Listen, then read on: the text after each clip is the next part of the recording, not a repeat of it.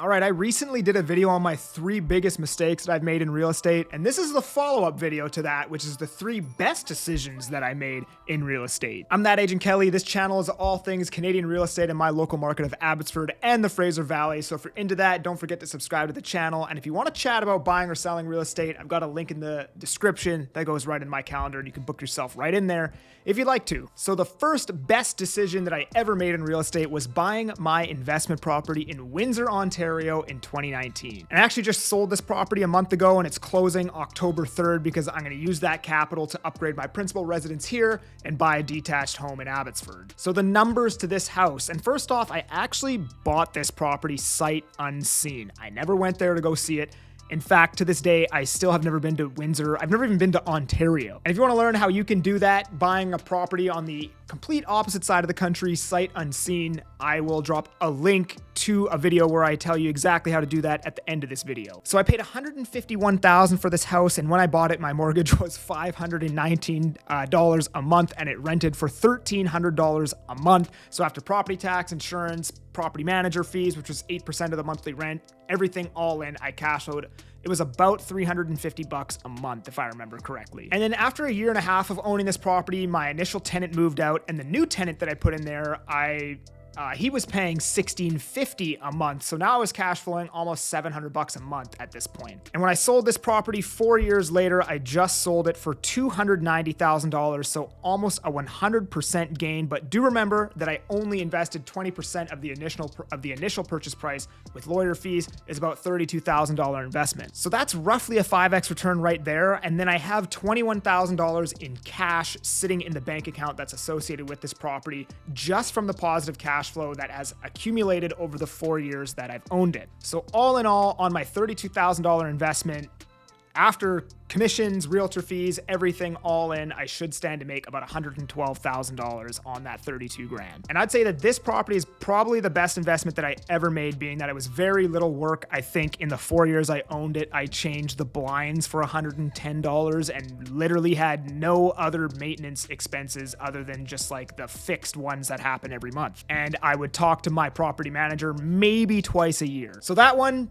can't really go wrong. Low risk, high reward. And the second best thing that I've done in real estate was actually buy my condo right here in Abbotsford. Now, I know in the previous video, I actually had that condo listed as one of the worst things I ever did, but I think buying specifically that condo was a bad decision. But just buying overall and getting in the market ended up being a great decision. It's just, I wish that I had bought a better product overall, but the decision to buy was still a great one. And although I didn't make as much money as I could have if I just bought a more quality unit and I didn't enjoy my living conditions as much as I should, I still managed to make a whole bunch of money without basically doing anything. I bought it for $275,000 in late 2017, basically 2018, and today it's worth about $370K. I invested $60K as a down payment, and over that 5.5 years, I nearly 2x'd my money. Plus, I have a whole bunch of mortgage pay down. I was on a variable rate mortgage, and for basically, 4 out of 5 of the years I owned that condo, I was paying down a lot of principal because I had taken out that mortgage at 3%, and then mortgage rates pretty much just dropped from that point onward. So I was paying down a ton of principal. I think I paid down about $40,000 some odd dollars in principal over that 5.5 years.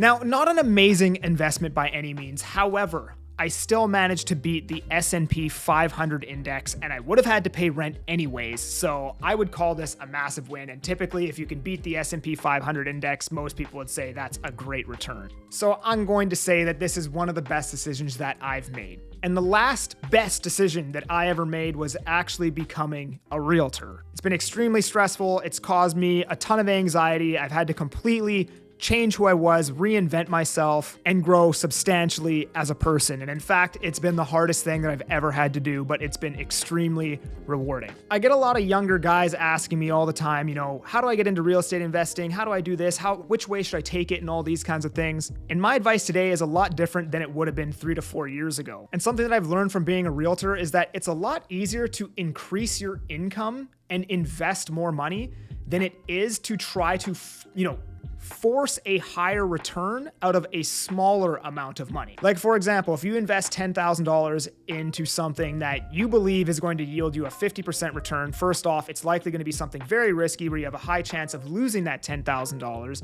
But secondly, you could invest $50K at a 10% return, which is very attainable, and that's literally the rate of return for the S&P 500 index, and you would make the same amount of money as riskily investing that $10,000 as you would the $50K. So what I say to these guys today is, don't focus on the investing side of things just yet. Focus on growing your character, developing yourself personally, getting better overall, educating yourself to be able to increase your active income as quickly as possible. Get into an industry where there is no ceiling on your potential income, and the amount of money you make is not tied to the amount of hours that you work. And this is coming from a guy who owned 3 properties at 25 years old with my plumber's income. And today, if I could go back, I would have put myself in a situation a lot earlier where my income was not tied to the amount of hours that I was working.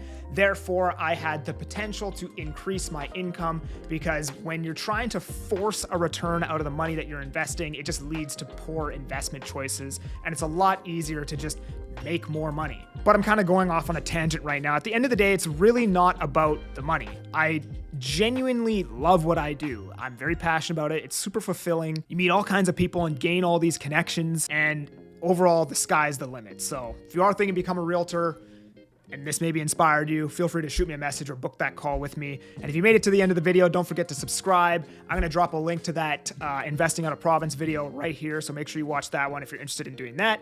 I'm That Agent Kelly. I'm making moves to move you. Peace.